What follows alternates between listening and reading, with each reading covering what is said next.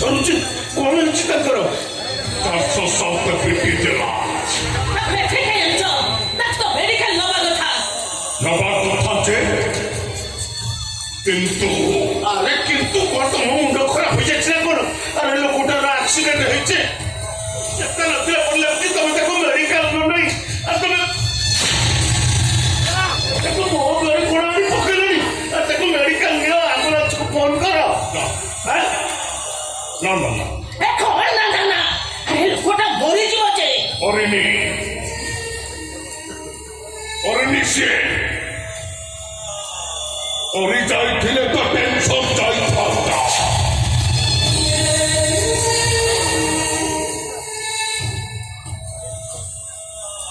ଆଇକିରେ ଯାଉଥିଲା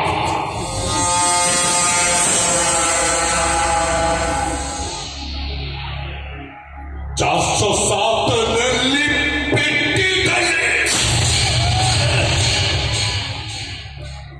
ଭାବିଲି ମରିଗଲା ହେଲେ ନା ଓହ୍ଲେଇ ଦେଖିଲା ବେଳକୁ ଶଳା ପେଟ ଭଳିଆ ଫକ ଫକ ହେଇଯାଇଛି।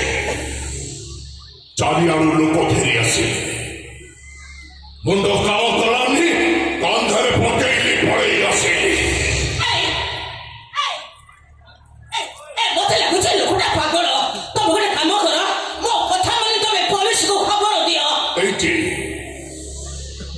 ଖବର ଦେଇଛି ସେଥିରେ ଠିକା ଦେଇନି ତା ପାଗଳ ଭିତରେ ଏଇଟା ଥିଲା ଆଉ ଏଥିରେ ଲେଖା ହେଇଥିଲା ସୁଇଟ ସିଷ୍ଟର ଲଗେଇ ଦେଇଛି ସିଷ୍ଟମ ପାଖକୁ ଲଗେଇ ଦେଇଛି। ଏ ଲୋକଙ୍କୁ ଫସେଇ ଦବ ମୁଁ ଫୋନ କର ମୁଁ ପୋଲିସକୁ ଫୋନ କରିବି। ଆରେ ଯାଉନି ଫୋନଟା ରୋହିତ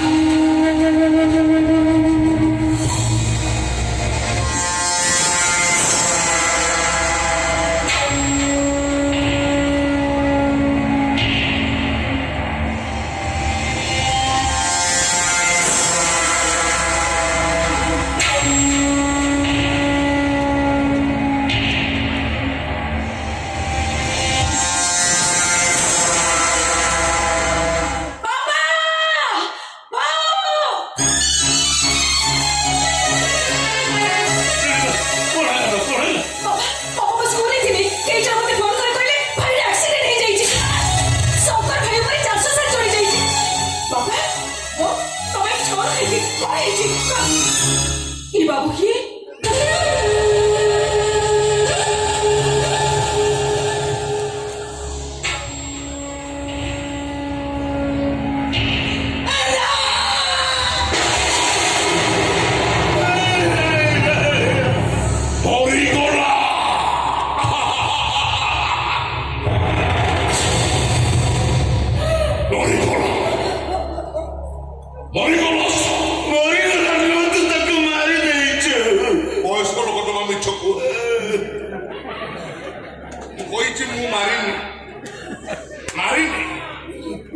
ମୁଁ ଖାଲି ଚାଷ ସାପ ନେଲି ପିଟିଦେଲି